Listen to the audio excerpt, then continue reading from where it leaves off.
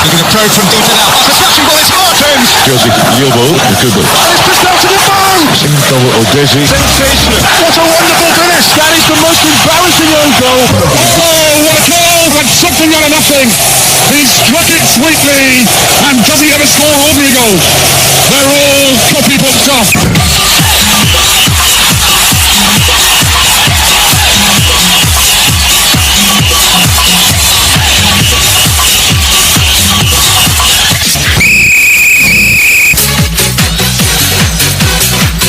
Right, it is another time for sports this beautiful Saturday. Of course, another time to ride you through the ever exciting world of sport this beautiful Saturday afternoon. Yes, we have so many things on our hands this beautiful day. As always, complete sports on your radio. This is Melody 100.7 FM in the beautiful city of Ibadan, Oyo State capital. And I'm glad to have you join in this beautiful day. My name is Pretty. You call me the finest. Bobola Ibufemi, the sports bam is also here. And of course, ready to spit some fire this beautiful day. Of course, Bobola, it's good to have you joining this beautiful day. Good afternoon, finest. Good afternoon to all our listeners out there. It's nice to be on the program. Welcome. We have some beautiful things on our hands this beautiful. I mean, everyone is talking about the Arsenal-Everton game. Seems to be the most talked about. Because I don't know why everybody is talking about it. If you check England now, they are talking about that game. Of course, looking through what Everton has been able to do in recent times and what could happen, this could be, they could see the title slipping off Arsenal's finger today. We'll get to that very shortly. And of course, on the Bet Nigeria segment today as well, 4 o'clock, we'll be looking through the score. Yes, you predict that game. And of course, Newcastle, Chelsea as well. Chelsea battered right now, shattered. Will they be out and done tonight against Newcastle? Is another one. And of course, don't forget as well, we'll be looking through all of the actions. We lost another one today, talking about Henry Nwosu. We lost Baba Onigmide on Monday. 5 days later, Henry Nwosu is gone again. We'll talk about all of this and much more. So welcome to this show. Once again, the finest is here. Of course, Bobola, the sports Bam Bam, is in the building, nodding some New York Knicks black t-shirt this beautiful day. All right, let's quickly talk about some other things before we go to football. Yes, more than 5,000 professionals across different sectors are expected to converge at the Landmark Event Center in Lagos on May 1. We have 2 important things happening on May 1. This one is one of them. They call it Corporate Olympics, where people in corporate world will converge and they will come together for wellness. They call it Wellness Olympics. It's more or less like having an Olympics, but it's not about playing football or it's about wellness. So they call it Wellness Olympics. I mean, have you heard such a thing before? No, not really. But I know that May 1 is Workers' Day. Yeah, and things like that, they might just use it to, glorify that they for workers, and corporates. In Nigeria, one thing about sport is, when they want to fine-tune something, they always try to find a name that suits it. So hence the corporates. Maybe that was why they found out like that. So happening on May 1st, we're going to be seeing people coming out together en masse, to do athletics, which is where I think we should be more focused on right here in Nigeria. In sport, in football, I don't think we are that bad. It's just that right now, maybe we don't have the right people in the authority. That's in the glass house, that's the NFF. But in terms of incredible players, every day we get to see, good players being signed in Nigeria.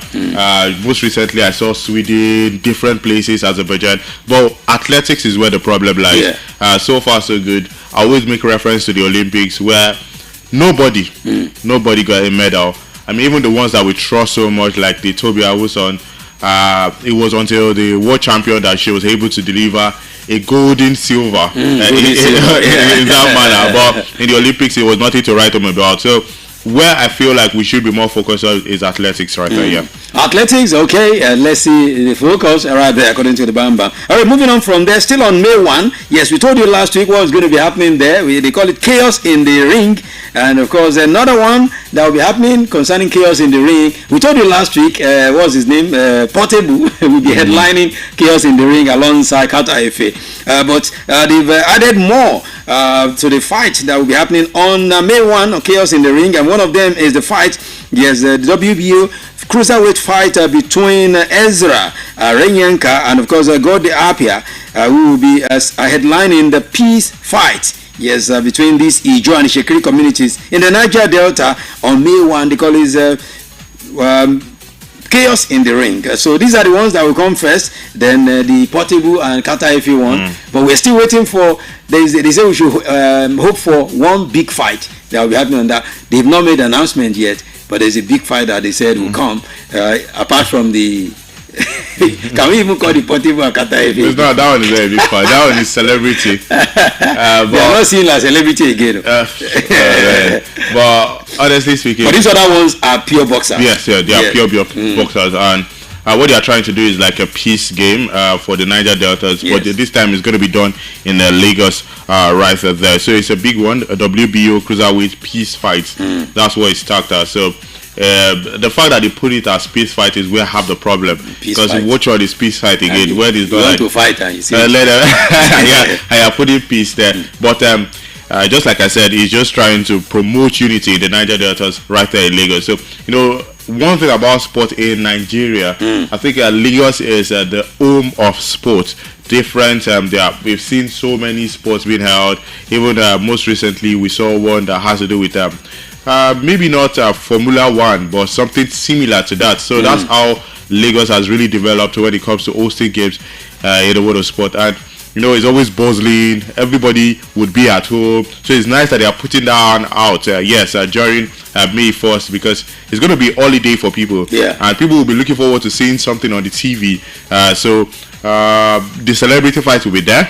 And this one's in terms of entertaining people is not there. But the Portable and Kata Efi is more like the sellout platform for people to actually see the game. So it's one to actually look out for. You don't want to see it for the boxers, you see it for the entertainment aspect. And it will even make the news headlines. So. Exactly. Okay. All right. You mentioned Formula One. I will not tell you there's a history made in Formula One now, as a 19-year-old Italian Kimi Antonelli.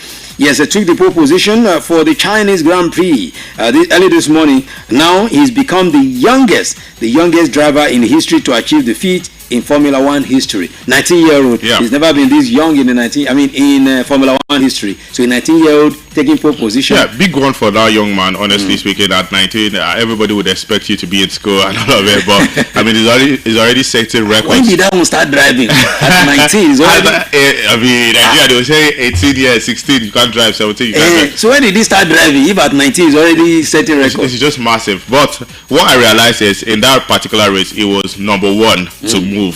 So he moved before every other person. In the qualifiers, that was what happened. In the final game, he's a small boy now. He's a small girl. But they gave you that opportunity to start first before every other person. But keeping the momentum till the end of the race is what I really give him kudos for. But 19 years, when you bring it to Africa or Nigeria, you would say, "Oh, too young to do this." But exactly. There's no barrier to all of these things. In Europe, you can break record at every age. Even in the Olympics, we saw, less than 10 years, also breaking 11 years. Breaking a record. The youngest person to win the Olympics right there. So in Europe, it's open.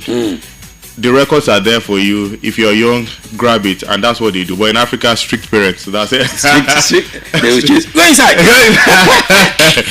Antonelli, yes, is leading a Mercedes front row now. Of course, he's leaving their lockout with George Rosselli, and of course, he raised the record of Sebastian Vettel, who was 21. So Vettel was 21. Everybody was shouting, "Yes, Sebastian Vettel, Sebastian young." Well, a 19-year-old has erased that record now. Yeah. A good one. He's announcing Mercedes back to the game, of course, because for now, before now, it's like Mercedes were going into extinction. People are not talking much of Mercedes again, like before. Yeah, they dropped, and a lot of their big drivers had to, leave Mercedes to order brands of cars right there. So now that they have a young talent, it's just that can they keep him? Because it's one person to actually break record with the car model. So can they keep it for a very long time? That's what they should be looking at. Because this is only the Chinese Grand Prix. There are other bigger Grand Prix. Top ones, even the GB Grand Prix, Great Britain and all of this. Chinese, for me, is the smaller version of the Grand Prix right there. So keeping him is what they should be thinking about. That's Mercedes right now for the future. So it's one for the future. All right, one for the future. Let's leave that and go to tennis right about now. Of course, from 1 to 1, that is how we represent on the complete sport. Yes, talking tennis now. Of course, let's talk Arina Sabalenka. Yes, who, and of course, alongside Elena Rybakina will be meeting in a final for the very third time in just over 4 months in Indian Wells tomorrow. Of course, world number 1 Sabalenka is past Czech Linda Moskova 6-3, 6-4, while Sabalenka saw of Ukraine's Elena Svitolina 7-5, 6-4 in California. So Indian Wells final is about Sabalenka and Rybakina. For Sabalenka, the last one that she did, that was the first Open right there. She didn't perform well in the final. She was defeated. This is another opportunity, although not big, because we know that we have 3 big tennis competition. That's the US Open right there. So this one is more or less like this one is like a prep yes, litmus test for the ladies and even the guys. So for Sabalenka right now, it's all happiness around her, because I knew a guy proposed to her. Yeah, a lot of sweet things happening. Sweet thing happening to her about this time. So, this is the best time for her to actually, take all of these good deeds and good vibes around her and make it possible to actually enjoy this moment. Because if she lost, she might probably not be happy. So, there's a very good momentum around her. Good things happening around her. So I think this final would be a better way to cement all of the things that have been happening to her, because she's been really keen on the guy proposing. She's been saying it for a very long time. Maybe when even she's calling him out, looking out for it. So now facing Elena Rybakina, who is world number 3, also trying to get her place to the top in tennis. But Sabalenka, she's got this one. And I'm rooting for her, and I really want her to win this. Yeah. Well, Bamba wants her to win because is it because are you a lover boy too? Okay, world number 3 Rybakina has won 4 out of their last 5 meetings in finals. Most recently at the WTA finals in November and the Australian Open in January. So you now know who possibly could win. So tomorrow we look out for the Indian Wells Open between Rybakina and of course Arina Sabalenka. All right, from there, who do you think, not putting emotion in it, who do you think ordinarily will win this one? The last form of Rybakina, because she defeated them in the last Open. That form, the way she went hard against Arina Sabalenka, she really surprised me. And right now she's on a big momentum. She used to be world number 5, now is world number 3 for her. So if based on form and based on the last outing, I would definitely want to tip it to Rybakina. But world number 1 is always world number 1. It's not like in the male tennis where Carlo Alcaraz and Yannick Sinner. Just in recent time is this man that has been able to spring surprises, Djokovic, when he defeated Sinner in the last one. But Rybakina for me has got this one because of the form. Last game she won and it was in a final. I would say she cannot win another final. So it's just because of Sabalenka's good deeds. That's why I really want her to win this. But if you talk about form, it has to be Rybakina.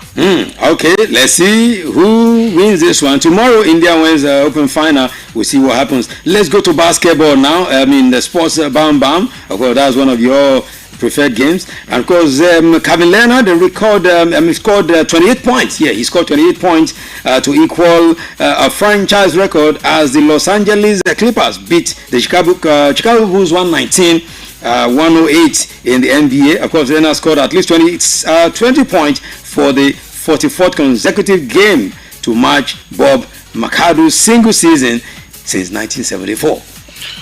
Incredible. What a record. Incredible. Since 1974, somebody has been carrying this record. One thing I realized about basketball, there are so many records. Records everywhere. Even Bam Adebayo recently broke 83 points, topping Kobe Bryant, and now maybe he would be chasing the man Will Chamberlain, who has 100 points in a single game. So there are so many records. It's nice for this.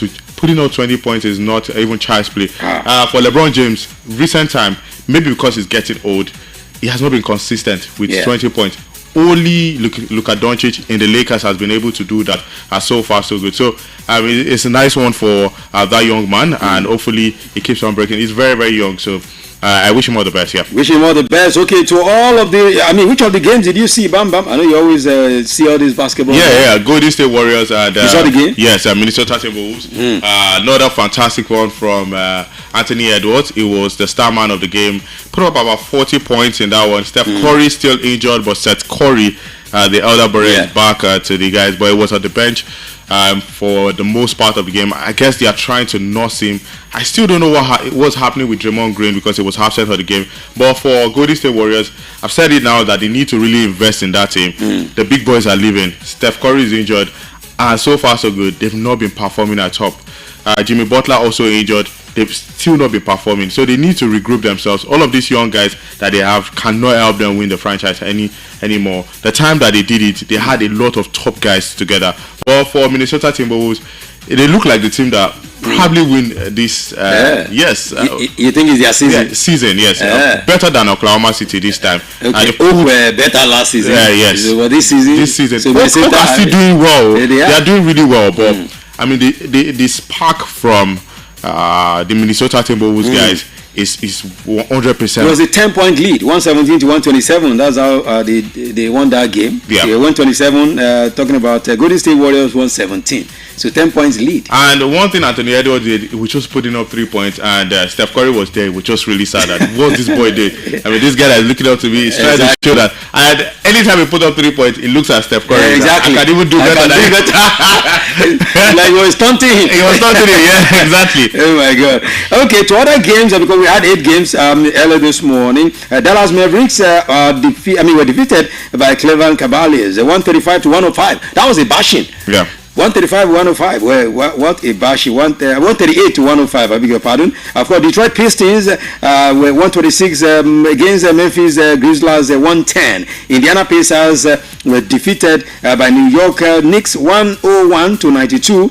Toronto Raptors 122 to Phoenix Suns 115. Houston Rockets 107. Of course, the New Orleans Pelicans 105. We talked about Golden State Warriors being beaten by Minnesota Timberwolves 117 to 127. Portland Trail Blazers 124 against Utah Jazz's 114. And LA Clippers, Chicago Bulls, it did 119 in favor of LA Clippers. Before now, nobody would have said LA Clippers would beat Chicago Bulls this much. 119 to 108. Yeah. Things are really changing. Bulls, they've lost. Things are really changing. In basketball, it's just because they can't relegate in basketball. Basketball don't relegate. So otherwise, they would have just gone down. So they invested too. It's like Michael Jordan took away the glory. Yes, and they pay them humongous amount of money. Because I always say that in basketball, you can't do it alone. When Michael Jordan was there, the Scott Pippen was there to assist. They also had this big guy, tall, a couple of other guys. So it wasn't only Michael Jordan, but there will definitely be one star man in the team. So, and that was Michael Jordan helping them out in that one. So after they paid so much money to all of these stars, they went bankrupt, and since then they've not gotten themselves together. That's what's really happening to Chicago Bulls, and they can't sign a big player because you need a big player, at least even if it's just one. I mean, to just put your team on the high, and I just see how it starts from there. Right now, teams in the NBA, they've understood that you need at least 2. But even if you can't get 2, just have 1. I mean, somebody that would guarantee you at least 30 points in a game, and every other guy can scuffle between 15, 20 points in a game. But Chicago Bulls, they don't have any. It's just a group of rookies. So rookies can't do the job, Rookies can do the job. That's according to the Sports Bam Bam. Rookies can do the job, but they have too many rookies in the payroll right now. Okay, before we wrap it up there, let's quickly tell you that 4 more games will be played this day in the NBA, and of course there's some great games coming tonight. 6 p.m. tonight. There's a game between Philadelphia 76ers and of course Brooklyn Nets. That game is coming at 6 p.m. Nigerian time. Any thing to watch out for in that game? Yeah, San Antonio Spurs, Charlotte Hornets. They were defeated the last time. Charlotte Hornets defeated San Antonio Spurs. Another thing about San Antonio Spurs is they're doing well, but without Wembanyama, because currently he's injured, and in their last game he lost. And before that last game, Wembanyama was active and he won back-to-back, 4 games back-to-back. So it looks like they can't even do it without Wembanyama. But if you look at his height, I really understand. Easily he will be able to put up 50 points. He doesn't need to even. He doesn't even need to stretch. So I understand why. But he's a rookie and he's young. And considering his body stature, they need to protect him so well. So all the guys, they need to stand up. And so I'm looking forward to this game, how they would perform against Charlotte Hornets. So San Antonio Spurs, Charlotte Hornets, watch out for that one at 10:30 p.m. tonight. And of course, 11 p.m. Boston Celtics will do battle against the Washington Wizards. Atlanta Hawks at 8 p.m. Nigerian time. Milwaukee Bucks. So these are the games for tonight. For those who love basketball, just follow them. We have 6 p.m., 8 p.m., 8:30, and of course 10:30 and 11 p.m. tonight. So these are the games going down tonight in the NBA regular season. Okay. Nigeria currently they are playing against Philippines. Yes, in the female. Just to add that. Yes, I wanted us to wrap up with that one on other sports. So I mean, we won the first one. We lost the second, South Korea. So this is the third one. What's the 76-72? The D Tigers lead it. Okay, so let's see. Before we wrap up the show, they should have finished that game. Yeah. We'll be able to tell you what's the final on that one. All right. So we've done justice to the other sports. Let's begin to move to football gradually. But on a sad note, Henry Wosu is gone. Yes, one of those who was there for Nigeria back in the day. Of course. Everyone is mourning him right now. That's what we know how to do. Nobody has asked after him before now. What was wrong with this guy? But now NFF, all of them issuing statement. Well, he died at the Lagos hospital this morning, and the news has gone viral. He was 62-year-old because his passing came just a few days after Baba Onibide also died. So we are losing them gradually. Yeah. They are legends. Legends. He's a legend of the game. Part of the squad won the 1980 African Cup of Nations. Yeah, exactly. That was at Lagos with the likes of Muda Lawal, Shego Odegbami, and he was the youngest, 16, exactly. 17. Yeah, he was the very youngest there. He was the youngest doing that one and doing that magic, because then it was a mixture of Yoruba and Igbo guys right there, and he was one of the top guys from the Igbo side that represented Nigeria, the green, white, green jersey. We can't talk about the African Cup of Nations or Nigerian football without mentioning these legends, because they were the ones that paved the way. We've won it 3 times, 1980, 1994, 2013. That's different generations, and these were the guys that started it, the pioneers, where they did that one against Algeria. They defeated them 3-0 right there in Lagos, Nigeria. So, legend of the game. It's just quite sad that for me 60 years is still, he should still, about it is what it's still young. I mean, not even 80, not 90. At least we understand Baba Onibide, but he's been nursing this illness for over for months, for years he's now. He's been sick all this while. So but the Lord give the family the fortitude to bear this irreplaceable loss. That's the prayer. May God give the family the fortitude to bear this. It's an irreparable loss. We hope that God we will not hear this again in recent times, because we cannot. I mean, 2 people who've been very great in our football dying the same week. It's not really a good one. But may so rest in peace. And as Bam Bam said, may God give the family the fortitude to bear this irreparable loss. Okay, let's begin to move away from that little by little, so that we can start getting into the action. All right, NNL games will be going down today, Bam Bam, and tomorrow for this weekend's action. Let's begin to look through them one after the other. Abakaliki FC, yes, will be playing Gospel Apabio. That game is slated for any moment from now. Of course, Abia Commerce playing Gateway United. ABS taking on Doma United.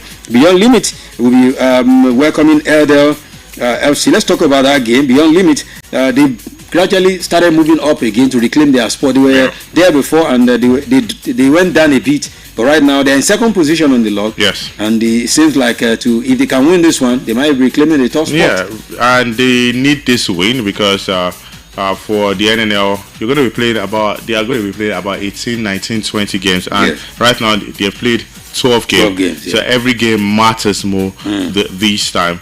We can say it's not that important for Beyond Limit, because they are not going to be part of the MPFL even if they win, but still their elder brothers would need this one if the opportunity actually comes right there. So for Beyond Limit, they've only lost one game, and that was against Inter Lagos. Exactly. And it was a slim victory, 1-0. So I don't think there's any team that can pose threat. I'm particularly happy about how these guys have been performing. Young guys, 17, 18. They look like the strongest in this league. In this league. And they are giving us good games against big boys, big men, because some of these teams are actually professional teams, but this is an academy team for playing in the NNL, because NNL is actually open to some of these academy teams if they want to participate. So for Beyond Limit, I trust them to actually do the With job. what you have seen of these young boys, you know, you've said a whole lot about these young guys. Yeah. I mean, week in, week out, you said it. With what you've seen of these guys, would you subscribe to the fact that let them, if they get promotion, let them be the one to play it, not maybe using this, replacing the sport with their elder brother Remo Stars? Yeah, if I had the opportunity to, you know, I'm not the businessman in this matter. You know, the businessman, that's Honorable Kule Shonamel, would actually want that maybe the boys should not participate because of their age. They should not? Yeah, because of their age. Yeah. You know, the MPFL, who comes to the MPFL to sign players? Just very few. And now, let's look at Sani Emmanuel, who signed for Leipzig. He was the youngest player of the season, best young player of the season. That was why he was able to make that move to Leipzig in Germany. Before you see a top club come for a player in the MPFL, it's very, very And hard. maybe because they believe they are always already old before they come to do the job. Exactly, that is it. But If if you Beyond want Limit could change the narratives now.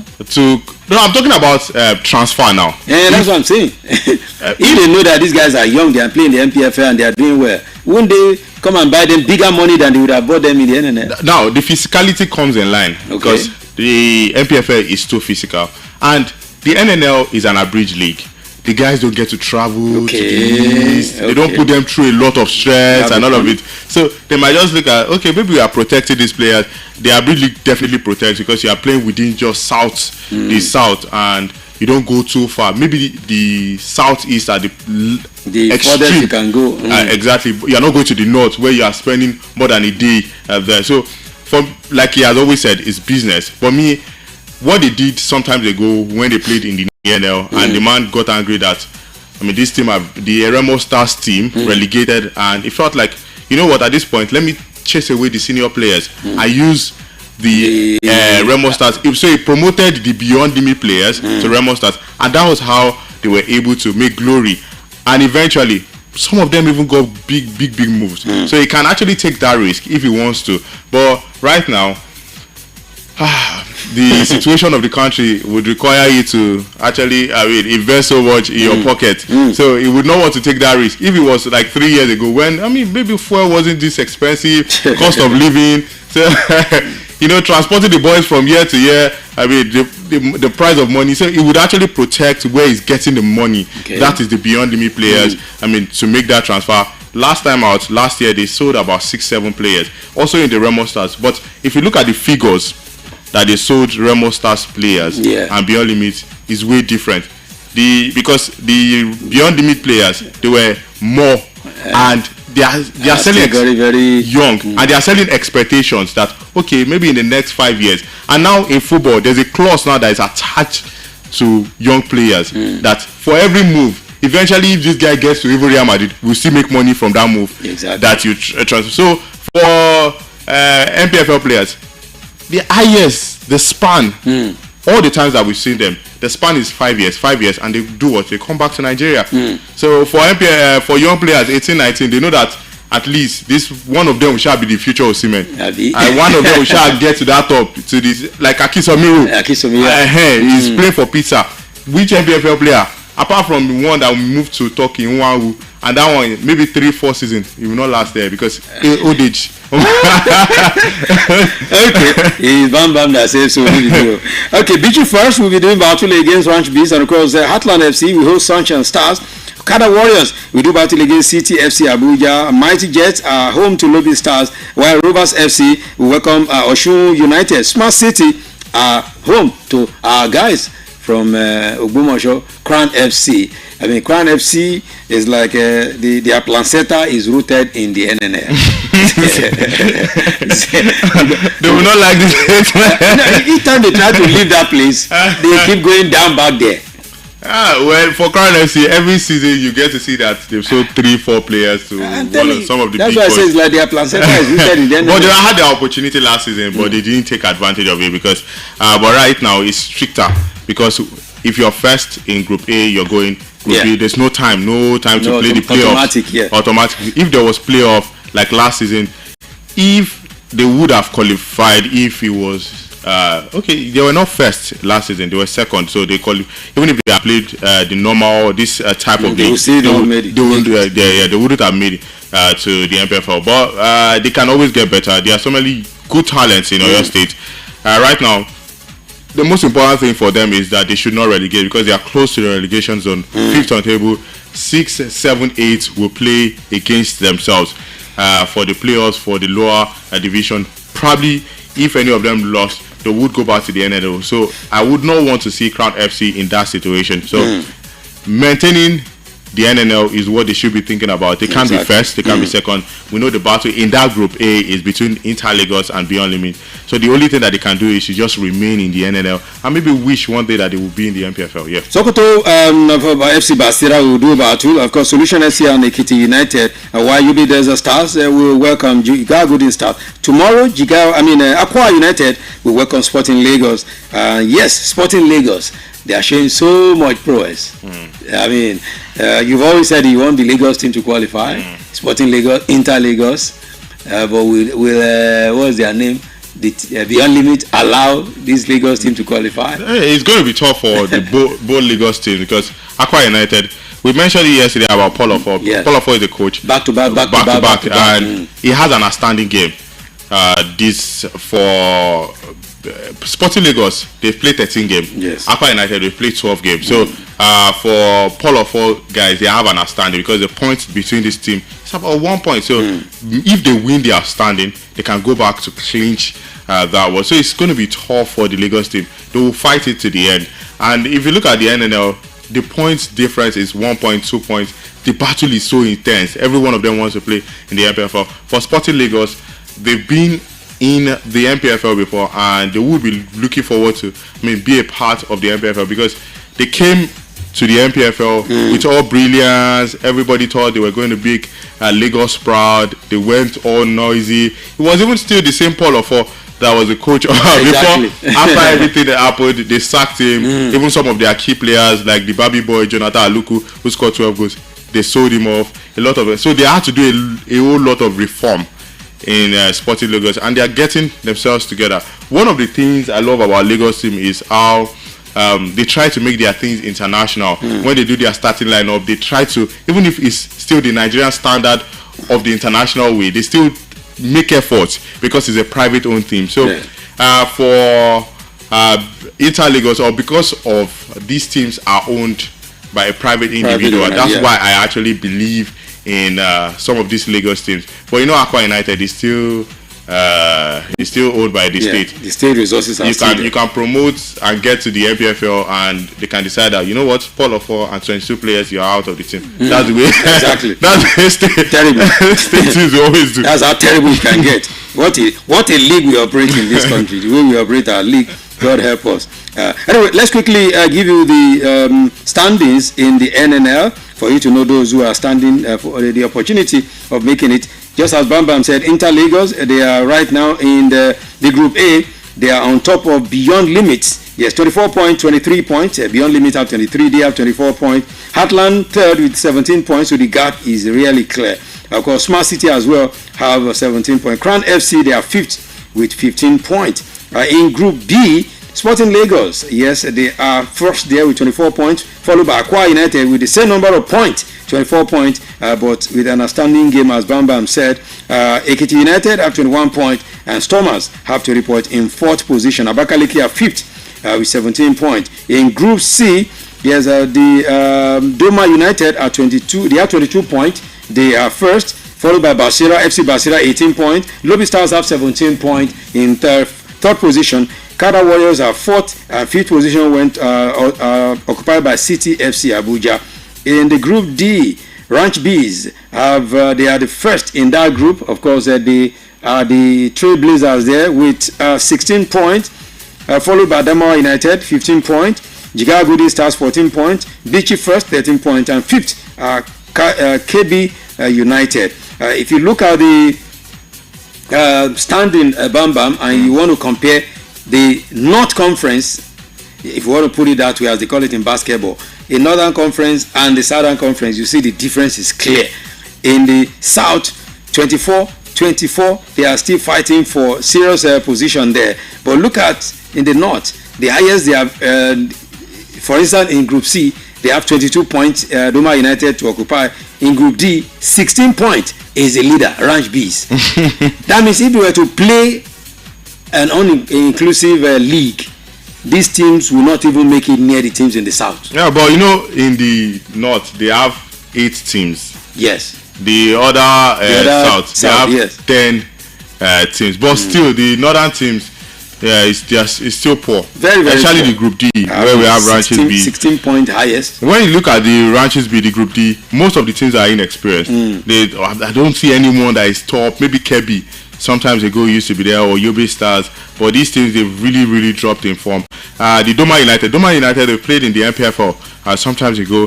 Lobby Stars too, they used to be in the MPFL. So you see that there's competition in the Group C, but Group D, most of those teams there are inexperienced. But in the South, a lot of top teams. And just to also add up, there are less private teams in the North. It's all government.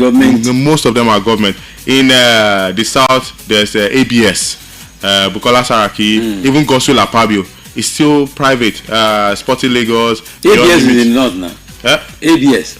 Okay, I used to see Kwaras. I always see they are supposed to. I always see them as South. But they are supposed to. It's just the nonsense sharing, geopolitical sharing. Exactly. There's something that before we leave NNL, Bamba, I always ask the question: NNL organizers, do they know what they are doing? Now, Group A, they are 9. Group B, they are 10. 10 teams. Group C, they are 8. Group D, they are 8. Why are they not having uniform teams?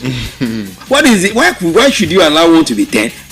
Are you saying the one that have 10 teams, we have more teams to qualify from there? No, they say all of them we have an equal qualification. So why would they have such an organization? Yeah, well, it's an abridged league, first of all. And sometimes if they want to make it all equal, the abridged league, there are some force that comes with abridged league. Even the MPFL used to be abridged, and it wasn't even equal. So for me, I think it's just one of the disadvantage of an abridged league where everything is not on the same page. But eventually, your own is as a team, just go there. If you are first on the table, just qualify as first, because some teams some northern teams, we have so many clubs, or let me say football teams in Nigeria, but most of them are not registered.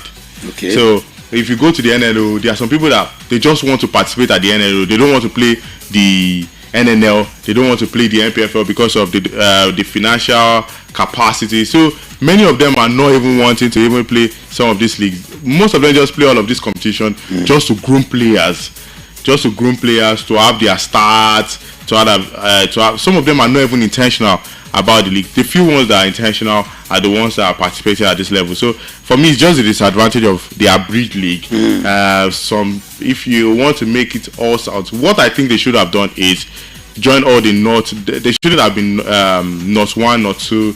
Everything should have been together to even make it more competitive, to make it more fun. And just say probably a playoff, 4 teams, and make it a playoff. Then if eventually the number 1 will qualify, then 2, 3, 4, just like we used to see in the championship, would play the playoff instead of sharing it in different South in 2, North in 2. I feel like that's, for me, maybe not necessary. They should have just made it competition, a very big competition. If all the northern teams want to play, let them play together. Not 1, not 2. If all the southern teams wants to play, let them play together. But in response to your question, I just think it's because it's an abridged league here. Okay, all right, let's leave it like that. For the NNL, we've given you a whole lot of it. Of course, 14 minutes to the top of the hour 4. Let's quickly look through well, before we go to the NPF, Bam Bam, a sports journalist in Nigeria, where he's ventured into other fields now, but he used to be a very strong journalist. Tunde Aderoye, I remember when we used to have things together in Lagos. He said something that VR is killing football excitement. I mean, is VR really killing football excitement, or is bringing more excitement into the game? It's not bringing excitement. It's not? It's not. There are different perspectives to these things. For the VR is to actually look at deeper things in football.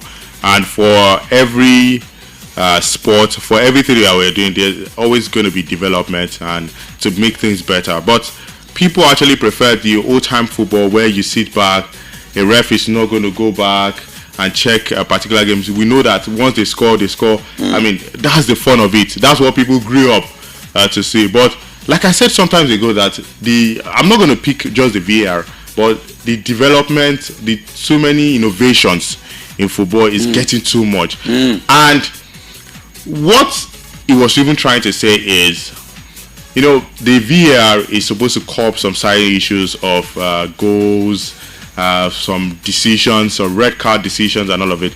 But has it really helped the game?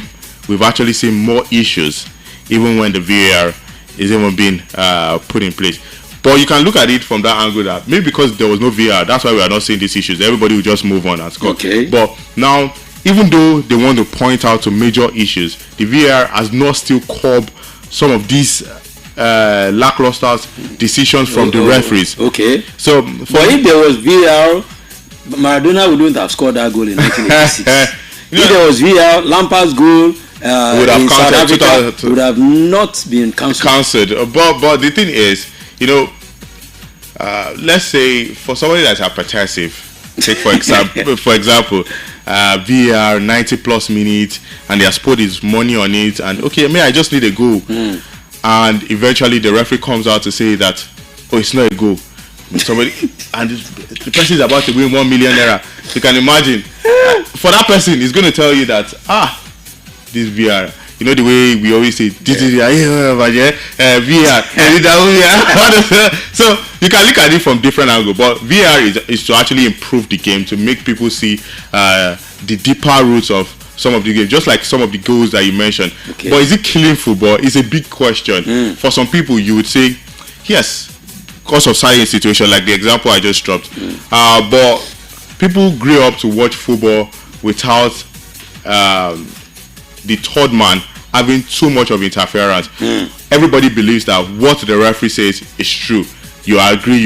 If you don't agree, you don't agree. And in fact, we have more special coaches, special referees like Colini. People would always say, this man, he doesn't even need a VAR to actually ref a game. So you can look at it from different angles. But for me, the tension that comes with VAR, I know it's just to improve the game, but the tension that comes with it, for me, makes it to kill the game. You spend 5 minutes.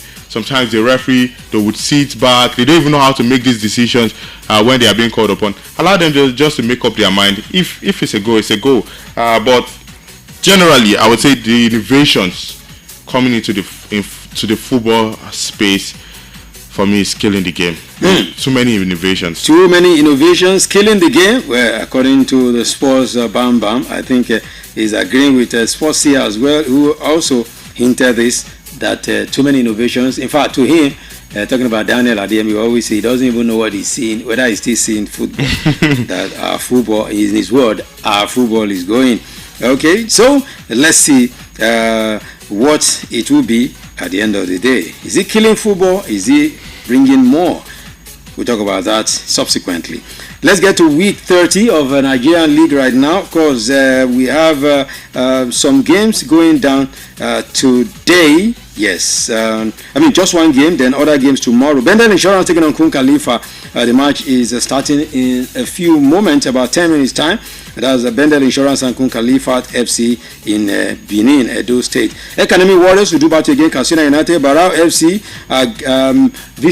guest. No, they are the host of Abia Warriors. Enyimba also hosting Plateau United. Bayelsa United hosting Warri Wolves. Niger Tornadoes in Mina welcoming Kano Pillars. Remo Stars, the struggling Remo Stars who are now occupying the bottom rail of the table. Nasarawa United will be their guest. Kwara United, Enugu Rangers, and Ikorodu City, Rivers United. Let's talk about these two games. Ikorodu City, Rivers United on Monday, bam bam. But first, let's talk about tomorrow. Shooting Stars hosting Wiki Tourists in Ibadan. Shooting Stars have opportunity of going as far as second position tomorrow if they win this game, depending on the result of the score line. Because what they did 2 days ago against Rivers United in the rescheduled with 24 games is already helping them to boost. They were sixth. They are sixth right now. Winning that game tomorrow in Ibadan, they will be going to second. Tomorrow. Yes, if they win Bochi. Wiki Tourists, yes. Going to second. Wow. That's going to be massive for them. But it now depends on some of the other exactly. games. That's what I said. Like Ikorodu City, who are going to also be at home against Rivers United. But for Shooting Stars, what we have realized from them is so far so good. They are one of the best teams in terms of getting results or grinding results at home. When it comes to matches at the Lakon Salami Stadium, Adamasingba, you always see them grind that result. Last time out against Rivers United, not the best of game, but they were able to do that.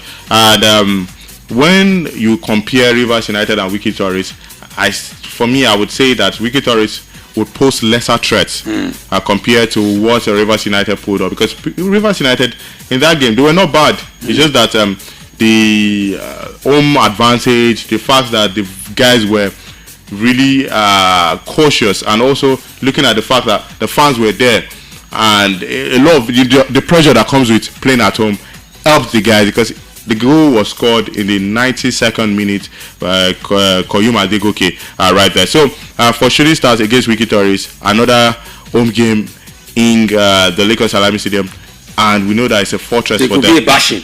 Yes. But for me, I think one of the things they should be looking out for is their defense. They always concede. Even at the Lakon Salami Stadium, they always concede. You concede. Sometimes you might not get that luck of scoring in the 92nd minute. So that's one of the things that they need to work on. They try to use two tall defenders, but still it hasn't made any change. They dropped their vice captain the last game, and they still conceded during the set piece. I think it was a throw-in, and it still turned out to be a goal right there. So for Shooting Stars, one of the things that they really need to work on, even at home, is their defense.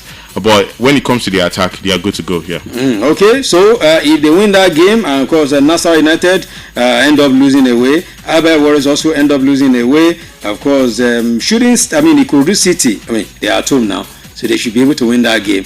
The least they will ever go tomorrow after that game will be in the fourth position, depending on what Abia Warriors and Nasarawa United play. Because but if all others, including Ikorodu City, don't win, Shooting will end up at third position at the end of the week. It's quite dicey in the MPFL. But if they finish third this week, what happens next week? Going away. Because now you're playing 2 straight home games. That's for Shooting Stars. Exactly. So that's what is boosting them now. So if you go to play 2 straight away games, you drop again. So the momentum is in the MPFL so far so good.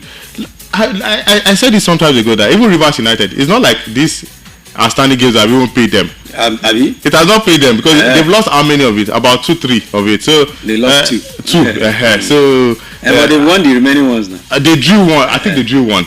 So it's still, when they are at home, they get the result. When they are away from home, they don't get the result. They have 52 points right now. 52, and it's still very close with the second place. I think the second place is Rangers. 50. So it's still very much close. Somebody at some point, I even thought that with was it 6 or 5 outstanding, and then they were still even first on table. I thought they were going to lace every other person, exactly. But still, it's still very close. And with how many outstandings? 1 or 2. That's the funny part of our Nigerian league. That's it. Now check out this funny part of Nigerian league. The leaders now, Rivers United, they have 52 points. Remo Stars, who are last, have 30 points. Minus it. Just 22 points different. Can it happen in go and check all other leagues in the world. Like Wolves now, about how many points? They have just 6 points. 6 points. While you see Arsenal having, just if you check out the number of points Arsenal have, the difference is so clear. You can still even go to Madrid 36, and if you're in the relegation zone, you can still survive. Most definitely. That in the MPFL, that's the way it looks. MPFA. MPFA is a very funny league. In fact, from Kano Pillars, who are 15th, to, in fact, what am I saying? From Barao FC, who are 12th with 37 points, any of them going from that 12 to 20 can still relegate. But it can't happen elsewhere. That's what we see in Nigerian league. What a league we have. God help us, this kind of league that we have. Okay, all right, the World Cup, the stories are still on concerning the World Cup, and right about now, FIFA president is still making sure that things are covered, and he's still having more meetings with the president of America. But the latest coming from America now is the president is saying he's not even ready to back down yet, because he says Iran, that they've gone to do what he was asking them not to do, and right now he's ready to attack them more. So meaning football might end up suffering at the end of the day concerning the World Cup. But Gianni Infantino is still meeting up with FIFA, US president, to see how they can tamper justice with mercy. Infantino, that is Trump's boy. Trump's boy, right? I used to say about Trump's boy, because anything that Trump says, that's what it would follow. But now a lot of things will be running through his head, because for the World Cup, it's never happened that the fourth year where it's supposed to hold, it did not hold. Exactly. So a lot of things. And why is it my tenure that the host nations are the ones having issues? So many things to talk about. And somebody was telling me that, do you know that Trump is not a football fan? It doesn't even, all these ones that people are saying that World Cup is at the USA. The other time, he was looking lost when he was about to present the trophy. He doesn't know anything. Trump is he was a wrestler. WWF. For those who watch WWF those in the day. Wow. He was the chairman of WWF. You see. So even when Chelsea was going to present the award for the Club World Cup, yes, he stood with them. Exactly. He didn't even know what to do. They were trying to drag him back. He was still insisting. Even the players were watching him, and so it's not what he's all about is that Iran. Even if the World Cup doesn't hold, he doesn't care. He doesn't care. He has said it now that who cares about it? It's just that Infantino is just trying to maybe cement his place and just be that daddy's boy by putting it at USA to make the World Cup host. Trump is not really interested in that. And honestly speaking, if the security issues continue to while up, they should just postpone it. Postpone the World Cup. Anyway, let's wrap up this segment before we go to Bet Niger segment. Anthony Joshua is now getting closer to return to training ahead of a planned summer comeback fight with promoter Eddie Hearn, revealing that blockbuster year-end showdown against Tyson Fury remains firmly in the picture. So do you see this guy who is already battered by the loss of his friends to face Tyson Fury in a blockbuster fight? This Eddie Hearn likes money. See the way he said this Eddie Hearn likes money. He likes money, honestly, because he's always the man. Always the man promoting. Is it about him? Shady, we discuss with the guy first. Are you ready to fight before? It's just too early, honestly speaking. And if he wants to go into a major bout, not even somebody like the man that Tyson Fury. No, not even Tyson Fury. He should get himself together by getting a win. So even if you want to even say, oh, this is justice for my brothers who died, at least you would win the game. Not that you lose and be doing all of that. So for me, a type of fight that will be less competitive and to just get himself back, because he's been away for boxing with that other issue that happened. Then also afterwards, he can now go to an heavyweight fight. But Muhammad Ali retired 39 years. Yeah. Joshua is out 36, 37. Call it so you can also call it a quit. That was what happened to Muhammad Ali. When that issue started, he was still fighting. At the end of the day, his last two fights, he lost both of them. Is that the best way to even end your career as somebody that has won 3 world heavyweights? So for Joshua, he lost to Dubois. Now he fought a YouTuber. He should not go and face Tyson Fury. You're telling him to just call it quit. Just call it a quit, honestly. What if he needs money? That money, well, for him, he didn't spend the whole of his money. His name is Babola Eguifemi. He's a sports bam here. Let's have a breather so that we can go to the Bet Niger segment. When we return, action attraction segment, we give you all of the league actions all around the world. Of course, from England to Spain to Italy to Germany, and of course, the League on in France. Keep it locked right here. My name is Pretty. It is Complete Sport on Melody 100.7 FM.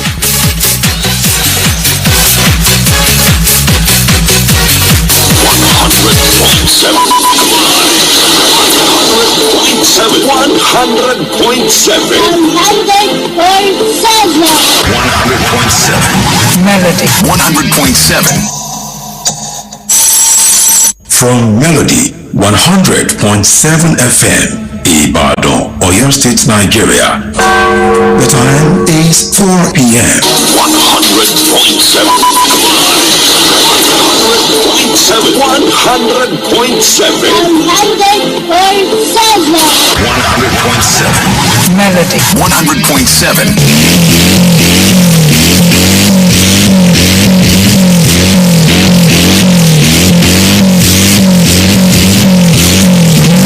That's right. Good afternoon once again. Thank you for joining in. This is the Bet Naija segment of the show. Complete Sport on Melody 100.7 FM. My name is Pretty. They call me the finest here on the radio. Of course, welcome to the Bet Naija segment of the show. We bring you every action, every time on Sports Complete Sport every Saturday, 4 p.m. to 4:15. Sponsored by Nigeria's number one, Bet Naija. Of course, today on the show, we are going again. What are we looking at today? We have two games for you to predict. Newcastle United traveling to the Stamford Bridge. Chelsea are shattered by PSG. Newcastle, they played 1-1 with Barcelona in the Champions League. And they're going to be facing a battered Chelsea who were beaten like thieves by PSG midweek. What will be the scoreline?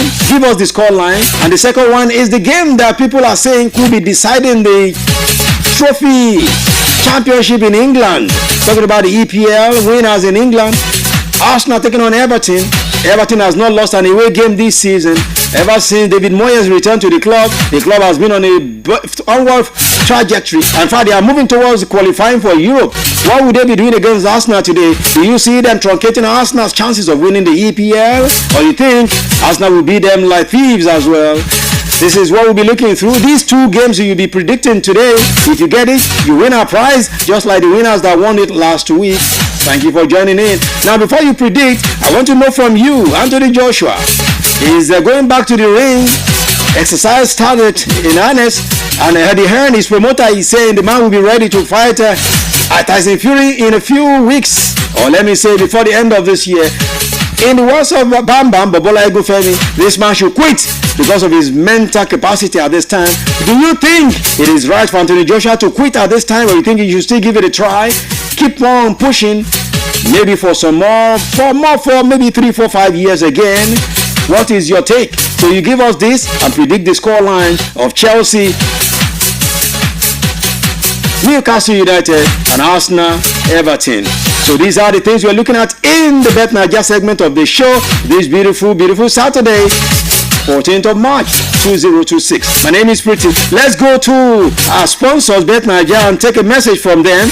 When we return, we're taking you through much more what we have for you from Bet Naija this beautiful day, Nigeria's number one. Now, what will make correct leader for this game? Now, the person will be the first to play, or the person will be say, then they control the levels many times. For more than 10 years, Bet Naija don dey run things from front with different games like Bet Builder, Bet Freeze, One Up, Bet Book, plus including odds. We no get mates on top more than 300,000 live matches them. This game no be chere matter o. You dey play to win big. That's na why Bet Naija na Nigeria number one. No be for persons wey never reach 18 o. Bet Naija, truly Nigeria's number one. Most definitely, truly Nigeria's number one, Bet Naija. Thank you for being there. Let's thank Bet Naija for all they are doing for us on the show, and they promise us more, and we're expecting more. So key us to Bet Naija for the opportunity across the partnership with Complete Sport on Melody 100.7 FM Ibadan. And of course, don't let me forget to tell you that you must be 18 before you are a partaker of Bet Naija's activity. And for you to know what they have for you, go on the website Bet Naija, www.betnaija.com, www.betnaija.com. And of course, check out everything they have. Over 300,000 games for you. And don't forget, they have the best of odds. No one comes close when it comes to Bet Naija. They are the first. They started first before every other person started doing their own thing. Bet Naija started long before, and that's why they are still the trailblazers, the Nigeria's number one betting company. And don't forget as well, you can join them on all social media at Bet Naija Officials, at Bet Naija Officials. Check out what they have there. And Bet Naija isn't just about football. They are also into community service, showing Nigerians that it could be better with partnership, just as they are giving us partnership here. Thank you so much, Bet Nigeria, for partnering with us. Let's take another message from them. When we return, then I'll be taking your calls. Do you think Anthony Joshua should just quit at this time, or you think he should still give it more, maybe more years before he begins to consider retirement? And what would Chelsea Newcastle play, and what would Arsenal Everton play? Let's quickly take this one from Bet Nigeria. From being we work for passion, now to Nigeria's number one, Bet Nigeria. Kí ni a fi ń ṣe àgbà nínú eré? Ṣé ẹni tó kọ́kọ́ bẹ̀rẹ̀ ni? Àbí ẹni tó ń ṣe lọ́nà tọ̀ léraléra? Fún ọdún mẹ́wàá ó lé ní Bet Naija ti ń ṣaṣíwájú pẹ̀lú àwọn ògbóǹtarìgì bíi Bet Builder, Bet Freezer, One Up Bet Boom àti àwọn ọ̀pọ̀lọpọ̀ ìdánilójú lórí ẹgbẹ̀rún lọ́nà ọ̀ọ́dúnrún eré bọ́ọ̀lù. Ẹ̀ tayò fún ìgbádùn nìkan, ẹ̀ ń tayò láti jẹ̀gbádùn ńlá. Ìdí nìyí tí Bet Naija ṣe jẹ́ àkọ́kọ́ ní Nàìjíríà. Kì í ṣe fún ẹnikẹ́ni tí ò tí pé ọmọ ọdún méjìdínlógún. Bet Naija àkọ́kọ́ ní Nàìjíríà. Most definitely, 18 years and above, that's what it should be before you be a partaker of Bet Nigeria's activities. So let's go now. Let's begin to take your calls now. Let's begin to take your activities. What do you think? Anthony Joshua to give him more tries. Tyson Fury is what Eddie Hearn is telling us. And what would you think Chelsea, Newcastle, and Arsenal Everton will be? Let's go. This is a beautiful day. Hello. Hello. Yeah, welcome to the show. Welcome. Yes, sir. This is my name is Simon from Akwete. Simon, a regular caller. How are you doing? Yes, sir. Yeah, Simon from Akwete. Yes, sir. Okay. You won like the other time, right? You won. Yes, sir. Yes. Yes. Thanks, sir. You got your winning, right? Yes, sir. Thanks, sir. Thank you. Welcome. Okay, so what do you make for this man to still give it more try, or you think he should just quit? I think you should just quit, sir. He should quit. You're corroborating what Bam Bam said. Simon from Akwete. Okay, Simon, what do you think Chelsea and Newcastle will play? The same 2-1 you used to win the other time. Okay, let's see how it goes. All right, Arsenal. What about Arsenal? You need to win the two of them, both Chelsea and Arsenal. Yeah. All right. Arsenal to 2-0 against Everton. All right, Simon. All right, keep watching out. If you win, you get the money next week. All right. Yes, sir. Thanks, sir. Thank you. Welcome. All right. 0702 520 1007 0705 507 1007. Those are the ones that already have our numbers. They've saved our number in their phone book. So once we are talking like this, they're already dialing the number even before we start calling the number. So you too should save our number, so that it will be easier for you to get in every time. All right, so 0702 520 1007 and 0705 507 1007. Do you think Anthony Joshua should still give it more years, or you think he should just quit at this time? Because according to Eddie Hearn, this man will be fighting Tyson Fury up next, according to Eddie Hearn. Bam Bam said it's a dangerous thing to do. What do you make of this? And what do you think Newcastle, Chelsea, and of course Arsenal, Everton will be? Let's go. 0702 520 1007. Hello. Hello. Is anybody home? Okay, that one is not working. Let's move elsewhere. All right, 0702 520 1007 and 0705 507 1007. Hello, good afternoon. Hello, are you there? Hello, I can't hear anything. Okay, try again. Yeah, we're looking at Eddie Hearn. He said something that Anthony Joshua will be returning to fight Tyson Fury.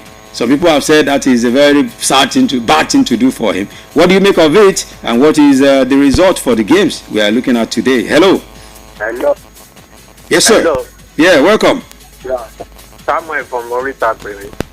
Samuel from Orita Aquarium, how are you doing? Yes. Okay, so I want to quit. Oh, you want him to quit? Yes. Okay. You also want him to quit? Okay.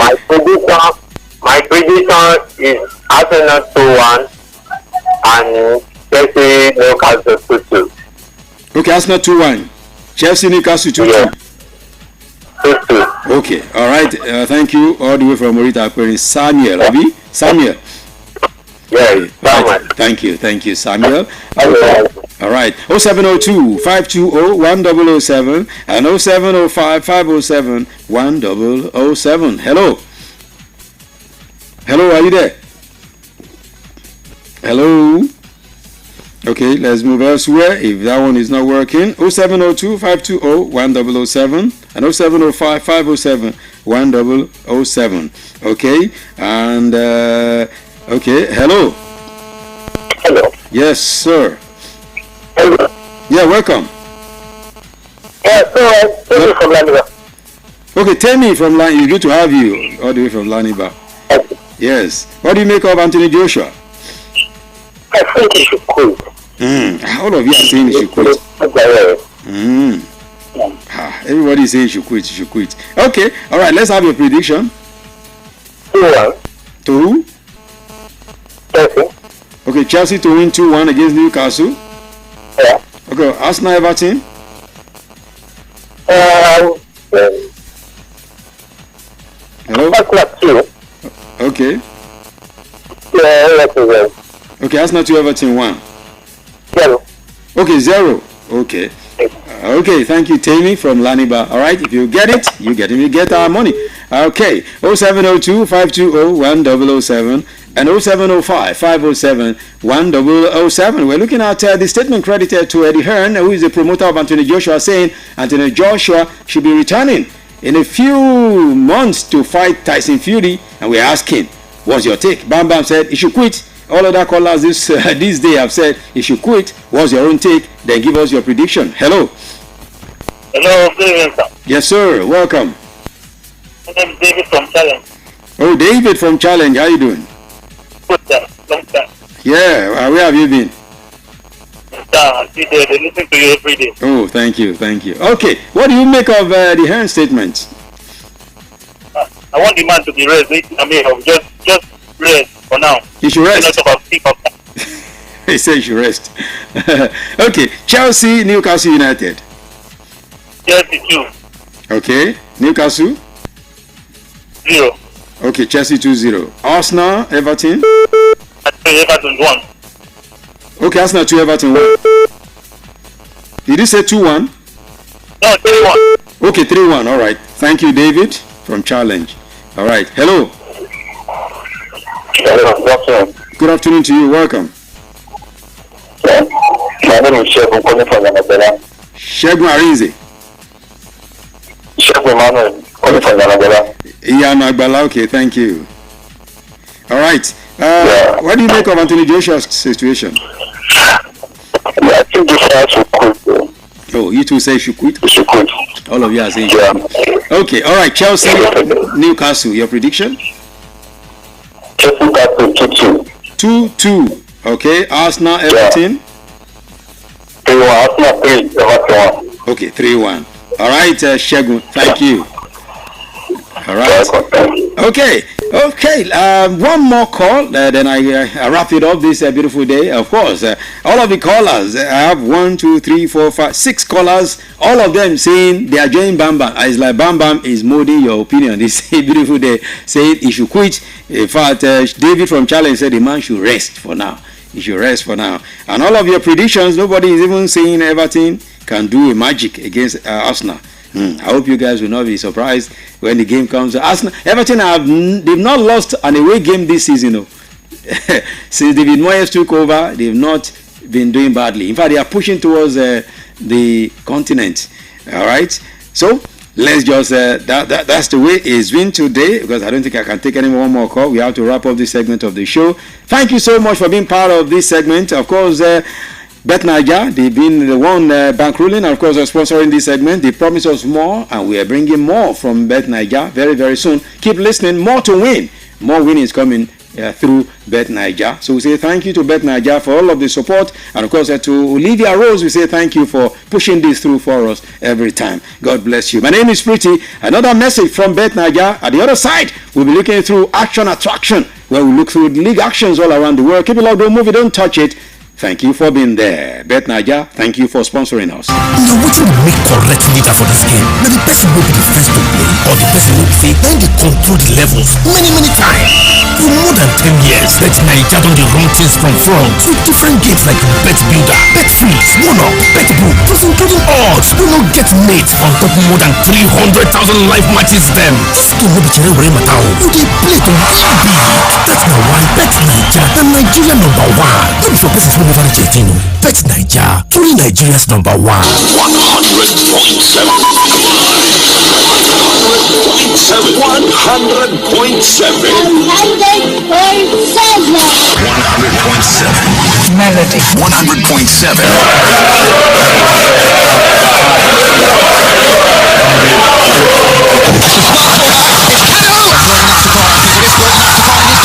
Throw from deep to now. Reception by Martins. Chelsea, Yobo, Kubo. It's just out to the phone.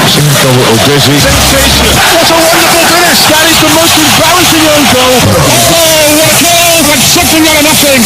He struck it sweetly, and does he ever score Rodrigo? They're all copybooks off.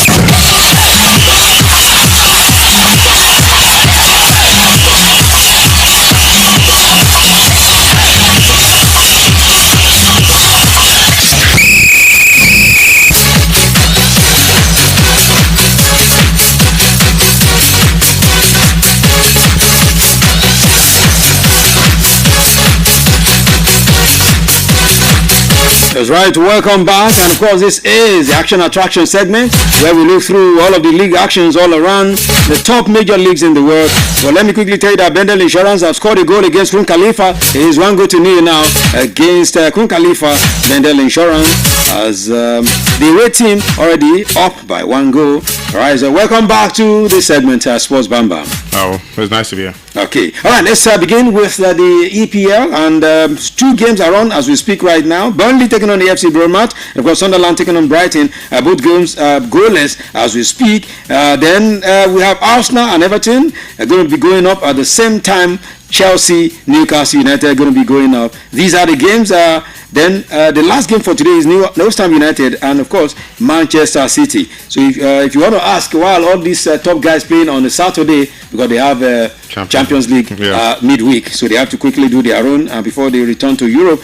Let's begin this way. Bam Bam. Arsenal taking on Everton at the Emirates Stadium. Everton, they've not lost an away game, and against under David Moyes, they've been showing a whole lot of consistency and power. Yeah, they've not lost away games in recent time. It's been a long time for most of the games. That's Everton Football Club, but their home games have been poor. But they are away today. But they are away against Arsenal.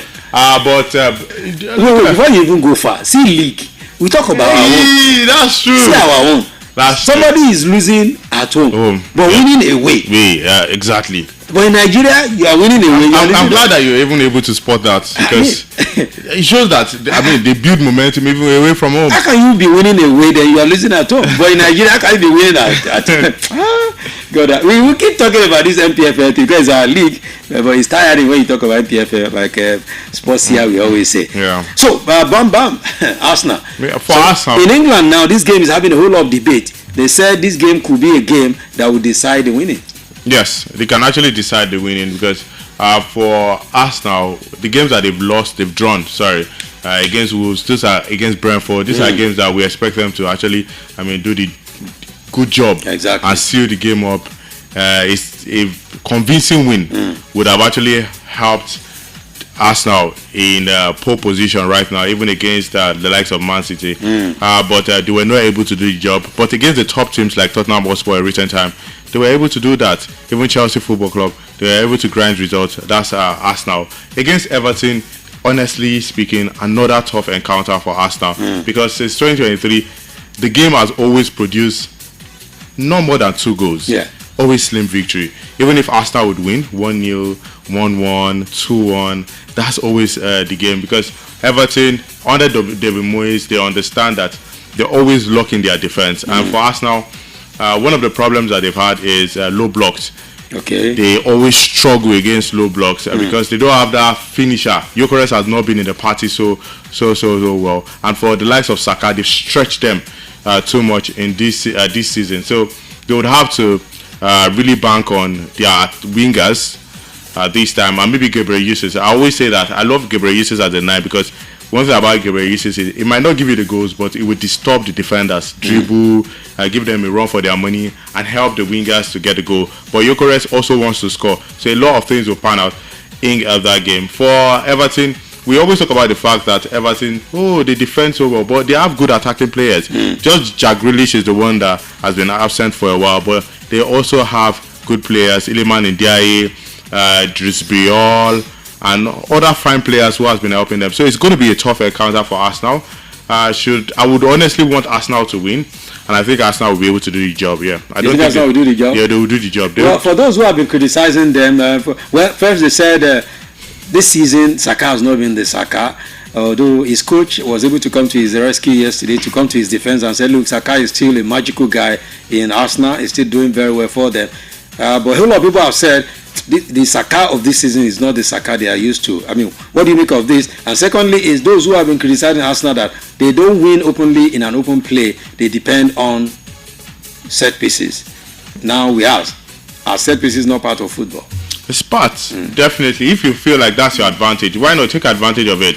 And so far so good. They've scored about 16 goals for Arsenal this season when it comes to, and set piece is part of it. Just like sometimes ago when Chelsea fans speak, always laugh.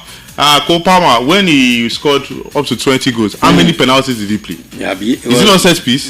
So what are they not saying about defenders who leave their defensive role, run to the front and head the ball? So they score goals and people are complaining. Let them also go and work on their own tactics too, if they feel like that's what Arsenal is doing.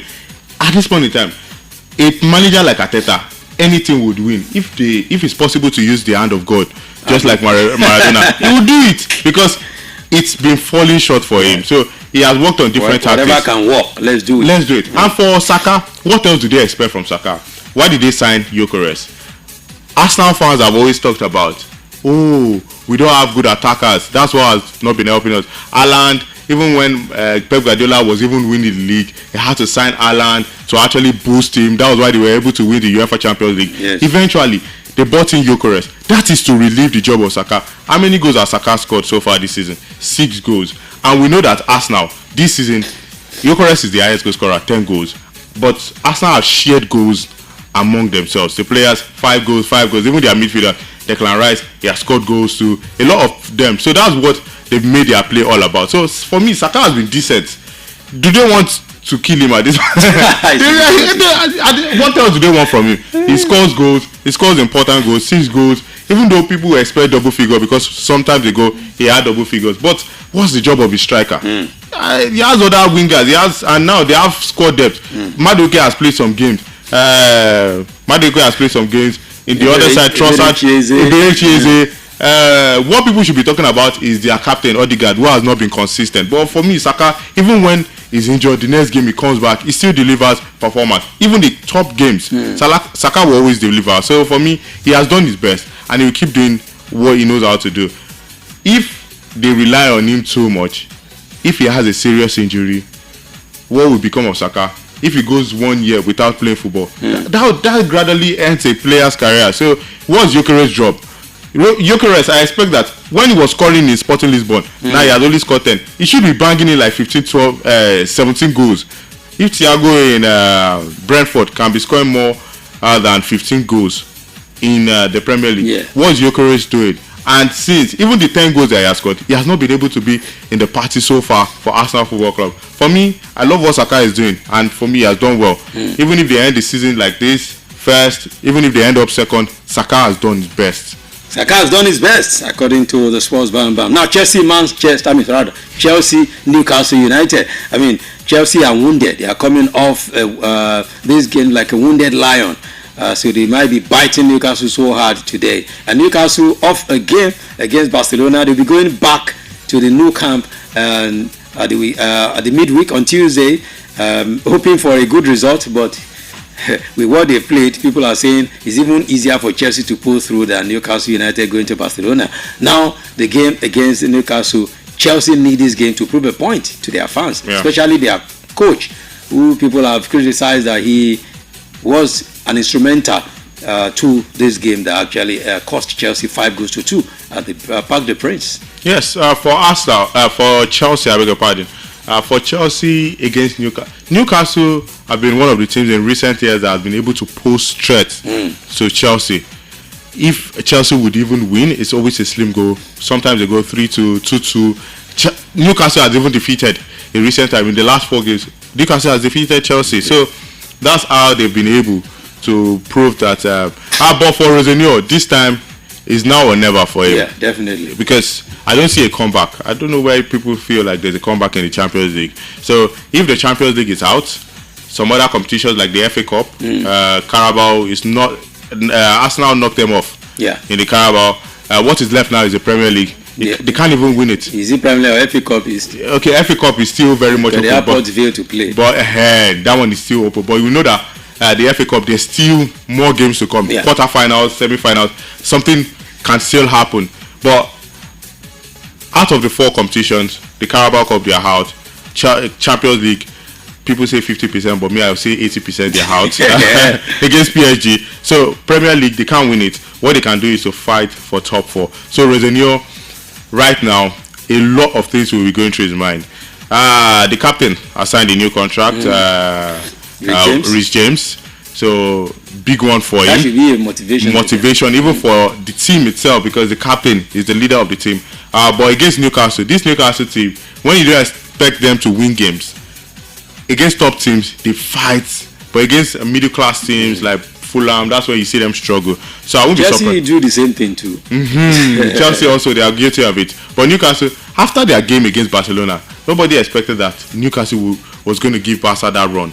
They gave Barca a run, even took Lamine Yamal 90 plus minutes to score a penalty before they were able to grind a draw in that one. So it's going to be a tough encounter. I can't guarantee a Chelsea win, honestly speaking. A draw at the end of 90 minutes. Well, a draw at the end of 90 minutes. Let's see how it goes in that game. The last game tonight at 9 p.m. is West Ham United taking on Man City at the London Stadium. Of course, Man City also wounded the midweek and going now to the London Stadium. The coach, Pep Guardiola, says something that, look, every competition they are in, they will fight to the last day and they don't care what happens next, but they will fight to the last day. This is the most confused of Pep Guardiola I've seen since I've known him.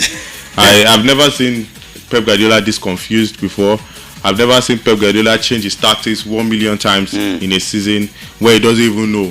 You can be fit today, we bring you back, you take you off the team. It's just so confused. It's just gambling. Exactly, that's the word. Just gambling, just to grind results. And I don't think that's how football works. For his tactics, he's getting the players, but he's losing his true identity of the type of football he wants to play. We know Pep Guardiola to always play the tiki-taka football, but now I think it's just all about results for him. Well, I understand that results will give you that fame, will give you that to make your job survive and all of it, but he needs to come back to his identity where he had very good midfielders. What he's doing now is just gamble. He plays 2 CDMF. He plays Bernardo Silva. Bernardo Silva is an attacking midfielder. I guess he can play him as a right winger, but he plays him alongside Rodri. Who is going to sit for him? The last time Man City against Real Madrid, you played 4 attackers, neglected your midfield because you think you have with Gueye at the back. It doesn't work that way. When you had Xavi, Iniesta, Busquets, all of them were all central midfielders that were able to press and also restrained press too. But now he's just going all out because he thinks he has Semenyo. He wants to get the goal. So for Pep Guardiola, I think his tactics is not just being himself. And for Nuno Espirito Santo with West Ham, currently, what we are trying to see with West Ham is they are trying to leave the relegation zone. Exactly. The fight is so serious because traditionally, West Ham in recent time have not been in that position. So if Arsenal, if I was Mikel Arteta, this is the best time to be confident, just win your games. If they win all their games, they are good to go. You see, even Man City, even against West Ham, I can't even trust Man City to win against this West Ham.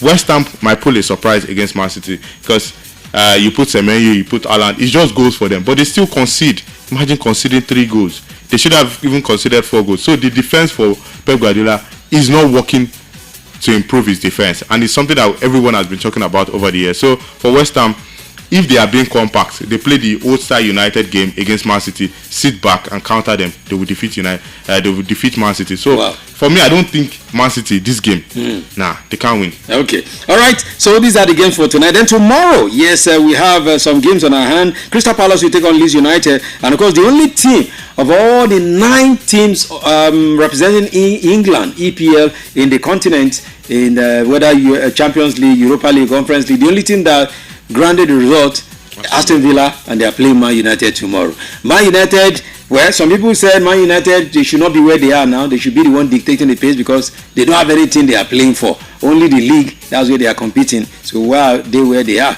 But it's helping them. They are now third on the log, and they are playing tomorrow against Aston Villa, against a Unai Emery that doesn't know how to say no.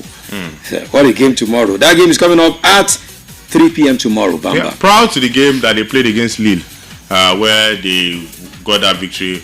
Look at their previous game; they've not won any game. In their last 4 games, they didn't win any. They've been struggling yeah. as well. And currently, United and Aston Villa, they're on the same points, 3rd and 4th. I know both of them are on 51 points. Yes. Yeah, so the contest is real. And Carrick is yet to lose a game. He's yet to lose a game, but Aston Villa against, just like Newcastle to Chelsea, that's the way Aston Villa is to United. So they always find it difficult away from home, even at the Old Trafford. They always find it difficult. But the way Carrick has started, if he can build on that momentum to this Aston Villa, because this is not the best of Aston Villa, he can be able to at least grind a draw. But a win? Nah, I don't think so. Aston Villa with the fight, now that Unai Emery understands that if I continue to lose games, I might not qualify for the Champions League. And now we are approaching game 30. Yeah. 30 of the league and 8 games to go. So Unai Emery, he played, is currently in the UEFA Europa League. Yeah. Last season, one of the teams that actually deserve to play the Champions League is Aston Villa. But last minute gamble, a lot of things to fight for. Chelsea, they cemented their place and they qualified to the Champions League, and Tottenham Hotspur used that route of Europa League to also cement their place to qualify for Champions. So if there's any other team so far so good that deserve to play Champions League football, taking away what happened in recent time, is Aston Villa, honestly speaking. So against Man United, tough encounter between these two teams. Always a run for their money. A draw for me at the end of 90 minutes. Another draw? Draw. Okay. All right, Nottingham Forest at same time, 3 p.m. tomorrow. We'll play Fulham. Why? Yes, the last game for the match day for the weekend. We have a game on Monday, Brentford and Wolves. But tomorrow, Liverpool, Tottenham Hotspur at 5:30. Ordinarily, when Tottenham were Tottenham, this game should have been a star game that all eyes will be, okay, all eyes on this game. But the Tottenham we are seeing now are more or less like Tottenham of Moin team. Fighting relegation. Yeah. Tottenham under Ugo Tudor. This game might be the decider for Ugo Tudor tomorrow. If he doesn't win this game or grind the result, as you always say, he might be finding his way. On Monday, he might be locating the exit. And that's what he's been known for. He doesn't. He doesn't last anywhere. He doesn't last anywhere. I said it. Maybe they appointed him. How? Ugo Tudor. What does he have? Whoever sold the idea of Ugo Tudor to Tottenham, what does he have? Right now. Maybe because of he coached Juventus. But what did he do with Juventus? Nothing. He even took that team backwards. Is now Spalletti is trying to take that team back to the eye. So it's even better they should have even stick with Nuno Espirito Santo than bringing Ugo Tudor to the team. So for Liverpool right now, they are getting together in the Premier League. One thing I've realized about Ancelotti, and the pressure has really reduced in the Liverpool camp. Nobody's talking about Salah. He has been able to manage the situation, and that's how top managers do. Everybody is just unlike before they want to talk. Yes, and that's why they always say that football is result oriented. Exactly, because he wasn't getting a result. So against Tottenham, just to keep it short, against Tottenham, they have so many injury worries. That's another thing to point out. The manager for me is not a top manager. The group of boys, everybody think they're just flashy players because of Xavi Simons. Maybe when he was young, he had like 2 million followers. No, that's not what we are going to hear now. That's not what football is all about. Mohamed Kudus, people say he's one of the best African players. Well, what is his stats? Kudus.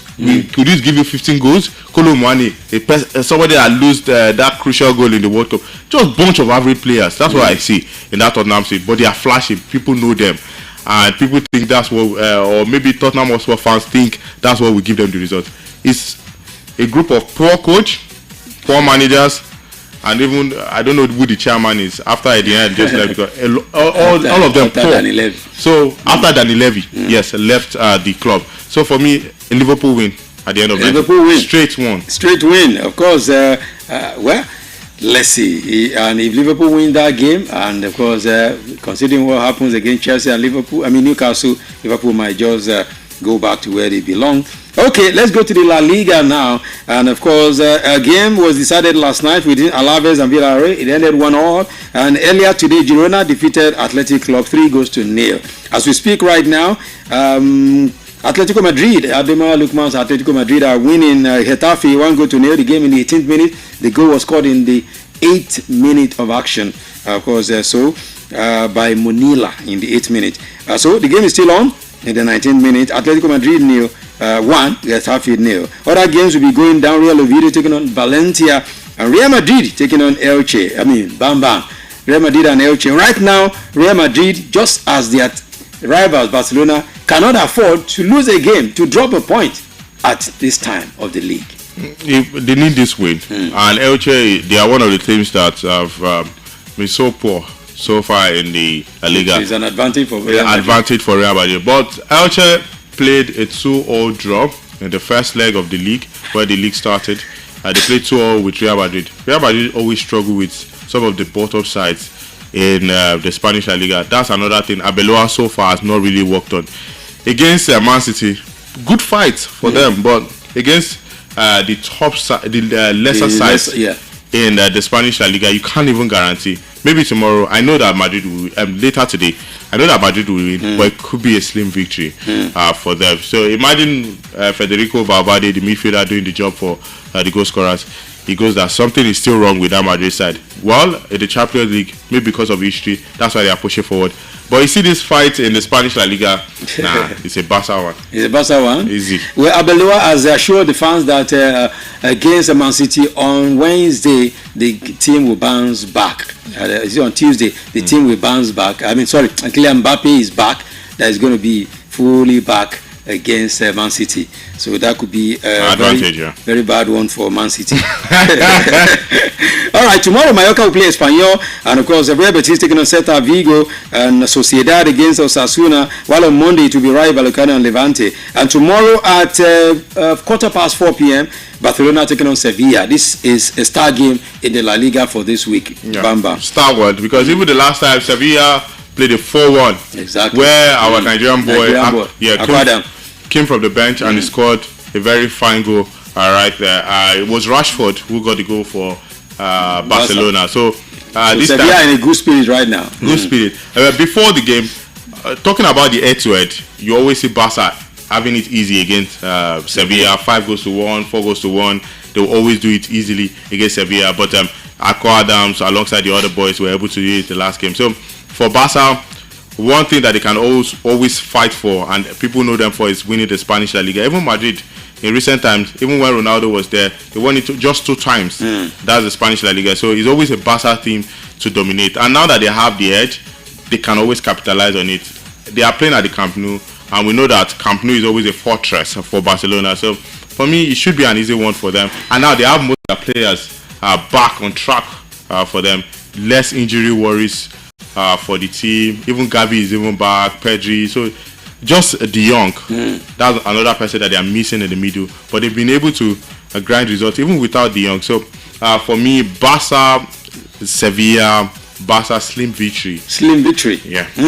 Okay. Anyway, Barca still topping, and of course, slim victory at the top of the La Liga, followed by Real Madrid. Let's see what will happen this weekend. Of course, let's go to the Bundesliga now. Match day 26 of 34 games is going to be decided this weekend. Yesterday, Borussia Mönchengladbach defeated St. Pauli 2-0. And today, Eintracht Frankfurt playing Heidenheim right now. It is goalless in the 51 minute. Borussia Dortmund defeating Augsburg 1-0 in the 52nd minute of action. Leverkusen right now beating Bayern Munich. Let's talk about this. Bam Bam. Yeah. Leverkusen beating Bayern Munich. Bayern Munich are on red card already in the 49th minute. But Jackson. Crazy Jackson got a red card. Now he's giving them problem because Leverkusen beating Bayern at this time. If not because they've extended the league. Yeah, and this would have been a serious problem for them. And one thing about company is what I've noticed is it's just more focused on the Champions League right now. Even Harry Kane has not been playing in the league since he got to that 30 goals. He's not been playing, so it's been Jackson even taking the field. Even the Champions League was also Jackson who played. So for Bayern, they know that they're on coast to winning the Bundesliga. So all of these games, they can use it to play and just enjoy themselves. Train some of the young guys like Karl, who is a young sensation coming up. So for me, just try out for them, because looking at their points, they've gone really, really fast. 66 points compared to Dortmund, who currently are winning, and they are on 58 points. So the margin is wide, and it's not like the Premier League that you have to play 38 games. I think they play about 35 or 36 games or 34 games. So it's just few games to the end of the Bundesliga. I don't think any team can do it against them. So for Bayern Leverkusen, they need this game just because of the Champions League and to cement their place. And the coach, he would want to take Bayern Leverkusen back to where Xabi Alonso was able to keep the momentum. And now he's doing it well with new players. So for Bayern Leverkusen, they need him more than Bayern Munich right now, because playing in the Champions League is all important. Stuttgart, Leipzig, they are all on 47 points, so it's tough for him right there. So for Bayern Leverkusen, it would be a big win for them. Well, it's not ended yet. Let's see how it goes. In the 54th minute, now let's see what happens at the end of the day. But Nicolas Jackson got the red card because he gave a bad, very terrible challenge against an opponent. He was given a straight red card in that game. Tomorrow, Hamburg will be playing Cologne, and of course, Werder Bremen do battle against Mainz 05, and FC Freiburg will host Union Berlin. While the last game for the match day 24.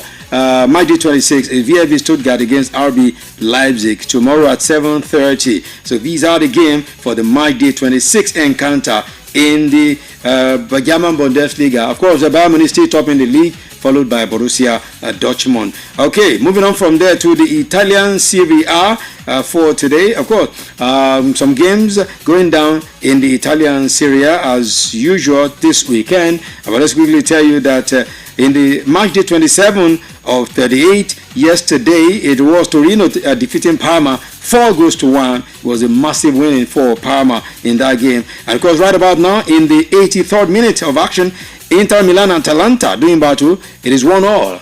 Inter 1, Atalanta 1. You remember Inter Milan lost the Milan derby last weekend to AC Milan 1-0. Now they are struggling against Atalanta again. What's the problem with Inter Milan? It's getting dicey for them. Also, just like the way in the Bundesliga, Bayern has been able to extend the points. If not, it would have been really tough for Inter Milan. 8 points or 7 points, between them and the second place, which is AC Milan. So that's why you can still have that breath and have that side that that relief that they can actually clinch this Serie A. But losing against AC Milan for me was devastating for them. They shouldn't have lost that game, because Milan derby, and in recent time AC Milan has been taking it. So Atalanta, another team trying to survive, trying to get themselves together, to losing key players and having some players like Scamacca injured. Now they are coming back. So Atalanta too, they used to be in the Champions League and now they are out. Currently, right now, if the league should end, they won't be part of the Champions League. Exactly. So they need all of these results. And when we get to the close of the season, surprises. You can see the number one on the league get to lose, just like Arsenal. Like some people think that Everton would. So a lot of things happen towards the end of the season. So for Inter Milan, it's still not over yet. You can see a late goal from them. Most definitely. We'll keep you up to speed, whatever happens before we wrap things up. And Napoli taking on Lecce later tonight at 6 p.m. Then tomorrow, Udinese against Juventus, Verona taking on Genoa, Pisa and Cagliari, Sassuolo taking on Bologna, and Como taking on Roma. Another opportunity for Como to still prove another point. They've been proving telling everybody that, look, we're not joking, we want to go to Europe. Led by the Evanescence Fabregas against Roma tomorrow. Bamba. It's going to be tough, very tough for this man, Fabregas, because so far so good. He's been grinding the results. But Roma, they are both on 51 points. Roma, too, traditionally, they are always in the top 4. For Como, out of nowhere, is this man, Cesc Fabregas, taking them to El Dorado right there. So, just like I said, tough between these two teams. Most likely a draw, because one thing about this area is that they don't score too many goals too. Every other team is always so careful. All right, there. The last time they played, it was a 1-0 slim victory for Roma. So less goals might be a 1-1 draw at the end of 90 minutes. Just a tough one. Less than 3 less than 3 goals in that game because I mean in the Serie A is known to always produce less goals compared to other leagues. Yeah. Okay, and of course the other game is between Lazio and Milan. Cremonese on Monday will do battle against Fiorentina for the Italian Serie A. I mean Lazio Milan coming off the game, their Milan derby victory against Inter, and they are traveling to Stadio Olimpico tomorrow against Lazio. Well, one of the things that in this Italian Serie A that deserve to maybe even clinch the Scudetto is AC Milan, because they came up with a very small squad with a group of average players, and they've been able to seal it up with the help of Luka Modric in the middle of the park. They've lost Loftus-Cheek to a serious injury, so now the squad depth I think is reduced to 15. Imagine just having like 5 players on your bench or 4 players, and you're heading to the final. So for AC Milan, they've actually fought well with the way they've even displayed in the Milan derby. Is one to actually look out for. Against Lazio, Dele Bashiru is there. He had a very good game in their last outing. Exactly. Even the coach actually praised him. So it's tough one for AC Milan, but slim victory for AC Milan. Yeah. Slim victory. I mean, this guy is all his predictions today have been slim victory. Okay, so Inter, Milan, Napoli, Como, and Roma are the top 5 in the Italian Serie A. All right, moving on to the Ligue 1, where PSG is always dominating. But last night, Marseille defeated Auxerre 1-0, and today at 5 p.m. Lorient will be taking on Lens, and Angers will do battle against Nice, and Monaco will take on Brest, and of course Strasbourg, Chelsea Light against Paris FC, while Mainz will be doing battle against Toulouse tomorrow. Le Havre taking on Lyon tomorrow as well. Reims and Lille tomorrow at 8:45. You're asking PSG? No, they've given them a break because of Chelsea, and they said they should not. They wrote to the league body there that look, we are playing Chelsea, so we don't want to play a game, and they actually obliged them. For the Ligue 1, they know that PSG, they are the only ones that can fly their colours. They are the pride of Ligue 1, and what they were able to achieve last season is what they would always want to achieve, which is the players dominating in the most famous Ballon d'Or. Ousmane Dembele, the favorite team was PSG, and it was well deserved. And with the help that they even got last time out, we saw the result. They defeated dismantled Chelsea. I mean, the thing worked now. It worked, and they know that the battle is not over. A Chelsea side can go on to do a comeback. Everybody knows that. That's why they are giving them another break. I know that. So it's really normal for a league that wants to really protect the pride of that league to give them that break to actually ensure that they do the job. That's against Chelsea Football Club. You know, most of this league, they fear the English Premier League so well. Even if they win 3-0, they will always tell you that there's a comeback. Now that leads me to the question I wanted to ask you earlier. But before I ask you that question, PSG is still leading with 57 points, followed by Lens, Marseille, Lyon, and Reims. These are the top 5 in the Ligue 1. Now the question is this: people have criticized, as I said earlier, all of the 9 teams are representing England in Europe. Only Aston Villa got positive results. All others losses and draws. Now people have been criticizing the EPL. They say just they just overhype and all of that. But they are not looking at what other leagues do to favor their teams when they are playing against English side. Now, can we now be telling English FA and even the league body in England that look, when these guys are in Europe, also give them opportunity, and as these other people are doing? Because, for instance, Chelsea, they had a game before PSG, a top game. They finished playing PSG on Wednesday. Now they are playing Newcastle today. On Tuesday, they will play PSG again. Where's the rest? You see, one thing I've realized about the league of Premier League is they still want to maintain that momentum that, you know what, we can have all of these games and still remain the best in the league. They play the likes of Arsenal. They play FA Cup, Carling Cup, even the Spanish La Liga. How many competitions? Does Copa del Rey? And in fact, the Copa del Rey, they will allow the likes of Barca to qualify to the next round. Yes, now others will be playing. They won't play all of Real Madrid to play. They will go. They will qualify to the next round. But one thing about EPL is, you know, it's so attractive. Even FA Cup, Chelsea against Port Vale will still bring people to the stadium. I mean, see Wrexham Chelsea. We still bring people to the stadium. Even far back in different countries, people will still want to see the game. So for the FA, in England, they know that it's more money for them anytime, any day. So Okay. they will always put these guys, and they give them the free will of spending so much money. The La Liga, how much do they even spend in a season? But the Premier League, you can see Chelsea. There was a time that they changed almost all the players. They invest so well. So the FA wants the Premier League to maintain. So would they not be happy with all of the noise people are making that your teams out of 9, only one could grind result? But the thing is, the 5 of them qualifying to the next round has actually paved another way for the slot of the Premier League. Yeah, definitely. So it has paved the way. They still maintain it. They still maintain it, and it's never over. It's not over. We saw Liverpool now. What nobody expected that Liverpool would do That the comeback. And should any of those Premier League sides do a comeback, they go back to the top. They go back to the news. Never write off the Premier League, and that's the way they always do.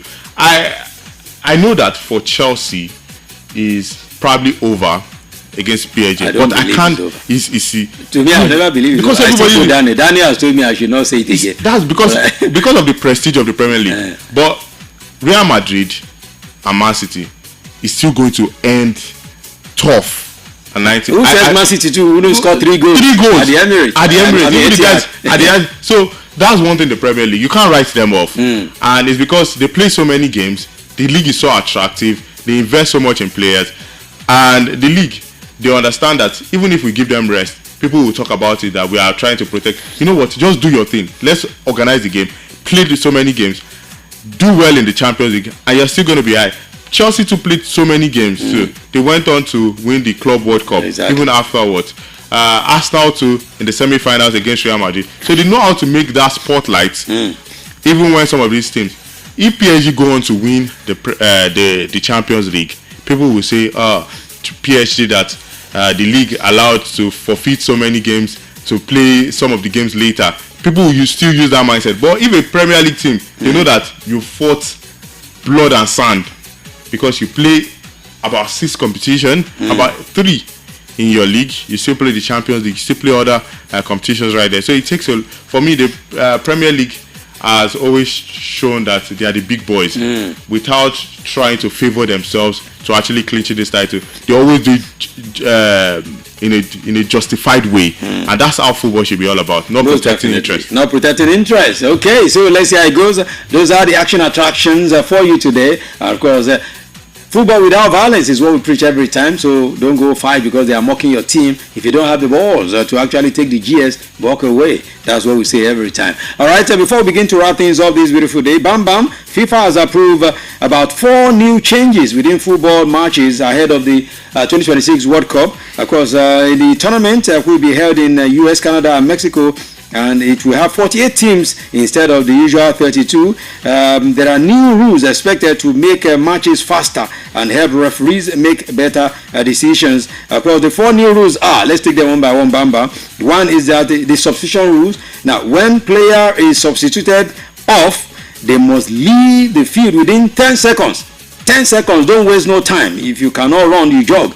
10 seconds, and if they fail to do so within 10 seconds, their new teammate will be forced to wait 1 minute before coming on. That's the new rule. You understand this rule now? You know, some players like to waste time. When they are leading, they now change you now begin to stroll. You begin to move like Robocop. But now they expect you to run straight to the sideline and come. If you don't do it in 10 seconds, they'll be counting it for you. Your teammate that's supposed to come in will stay there for 1 more minute. First football tournament. New rules every time. But this one is just to protect the time wasting. Time wasting, yes. We've seen so many players do time wasting, and it has really affected the game. So quite understandable. Okay. Now the second one is throwing. A player must throw the ball back into play within 5 seconds. If they take too long, the other team gets the ball. That's a new rule they are looking at. All these things are working for next World Cup starting in June. So if Bam Bam's team is getting a throw in, Bam Bam picks the ball, within 5 seconds you have to throw it. If you fail, if it lasts for just 6 seconds, you give the ball, drop it. Your opponent will come and even though you are the one that actually gets the throw. So what if a player tries to attempt a long throw and tries to go back? 5 seconds now. It should not go beyond 5 seconds. That's what FIFA is telling you now. I don't think I subscribe to this show. The third one is medical treatment. Now, if a player gets treated on the field, they can't come back for 1 minute. Huh? If you get treated on the field, you can't get back for 1 minute. You have to still leave. You can't get back for 1 minute. And the last one is VAR. Second, yellow card and corner kick decisions will be now reviewed by the video assistant referee if there is a clear and obvious error. This was not involved in their job before. Now it's a new job for them. They should just allow the referees to take over. At this point, they should start playing the game. Thank you for being part of the show. You have to hand it that way. Of course, thank you to Bam Bam, Babola Egunfemi, the Sports Bam Bam, for coming through. Happy birthday to Yusuf Oladimeji, and of course to Moses, who is going up and down like he wants to chase us out. It's all good. Let me have a breather for 2 hours. I'll be back on Back in the Day, where we take you way back in time, 60s, 70s, 80s, 90s, and early 2000s. My name is Pretty Adegoke. You call me the nature's finest. I'll see you in 2 hours. Keep it locked. Don't move it. Don't touch it. Coming up is Shodamo with Mr. BBA. Keep it locked.